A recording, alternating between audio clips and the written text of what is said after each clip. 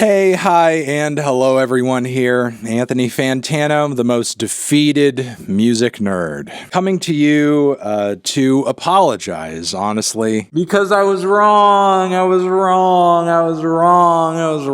wrong about the year. The year we're currently in, 2023. As I voiced in a recent episode of Let's Argue, that I felt like the year musically so far had been pretty mid. I think 2023 is a pretty mid year, honestly. Maybe the most mid year that I've had since starting the channel. Now, funnily enough, pretty much right after making this video, I had like this whole run of positive reviews drop of great records that just seemed maybe backlogged at the time. They were all just waiting for me to voice some level of disappointment. And then I'll just bust through and we're like, bam, we're good, bam, we're good, bam, we're good. So yeah, immediately after that, it was already pretty clear, like actually 23 musically, not that bad of a year. But the great records keep coming, and 2023 is not even over, and yet my loved list, which maybe at the end of the year has about 50 new records on it or so. Yeah, we still have like over a month from list week, and right now I'm at 50, with at least a few albums in front of me right now that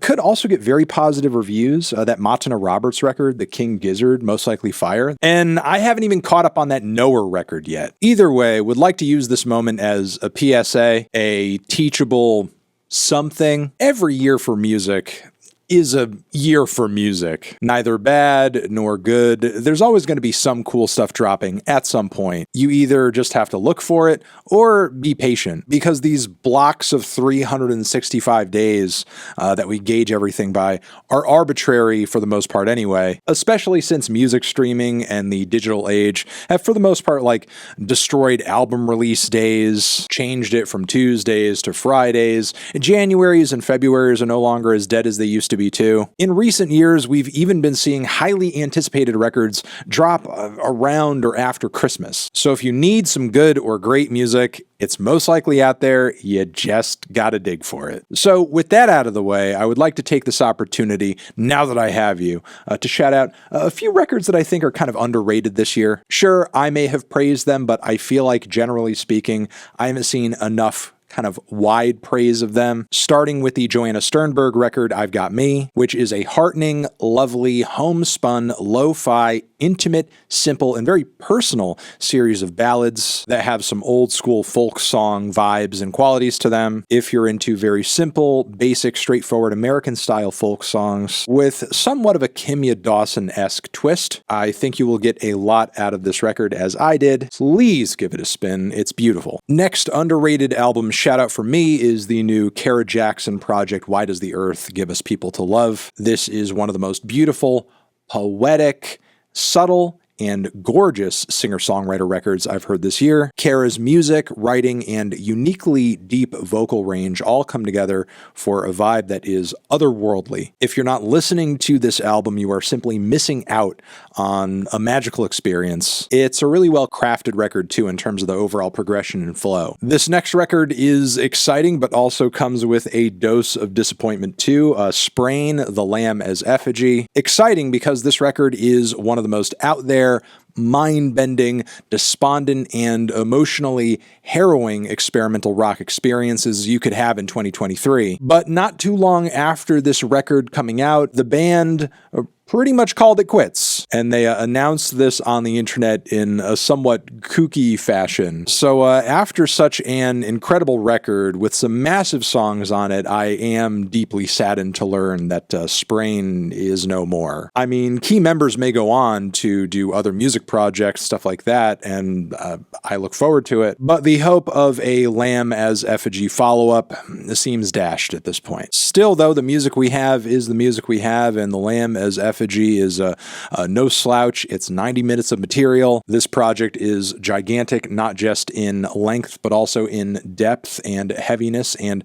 emotional intensity. Now that the band is over and done with, I fear this record from this point is going to gain less and less attention long term, and it would be sad for that to be the case, which is why I'm kind of, pushing it a little bit extra here, because it's a great LP. Even if Sprain couldn't continue on past this point, don't don't forget about them and don't forget about this record. Next, a shout out to April Harper Gray's Underscores, the album Wallsocket. If you're looking for some pop, some rock, something bedroom spun, something rough around the edges, wild, creative, quirky, full of energy, and colorful, this album is absolutely positively for you. April, effectively on this LP, brings together a bunch of different underground and internet-based music aesthetics and genres, some throwbacks from the aughts era of rock and pop too, sprinkled in some pop punk here and there. This record is a wild menagerie of sounds both old and new, but condensed down into songs, rockers, and ballads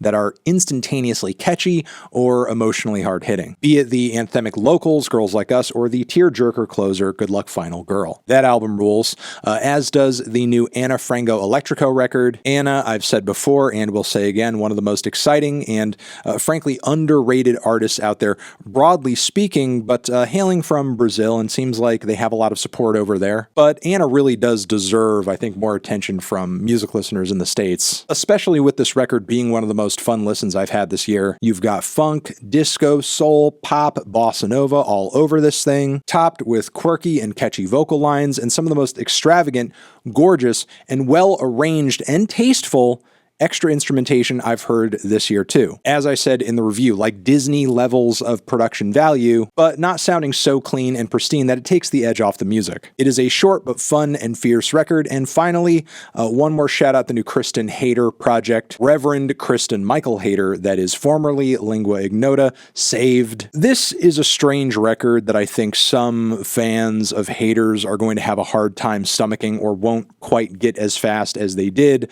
A lot of the very heavy, emotionally intense, and extravagant songs off her past couple of records. And look, I get why. The recordings on this LP are very lo-fi, they're noisy, the performances and instrumentation presented are very raw. It's mostly vocals and pianos with extra accompaniment coming by way of like, just ambient room noise, weird things going on with the tape, some prepared piano chaos too. But if you can get past that very purposeful level of muck that is thrown into the mix on this thing, what you're going to hear are some beautiful and captivating renditions of hymns and spiritual American folk songs with some personal and original twists writing-wise from Kristen. This thing is part hymns, part ballads, part experimental anthropological artifact found concept album. It's actually kind of wild how far she went to attain the sounds and vibes she did on this record when you look into it. And even if the aesthetics on the surface level of this LP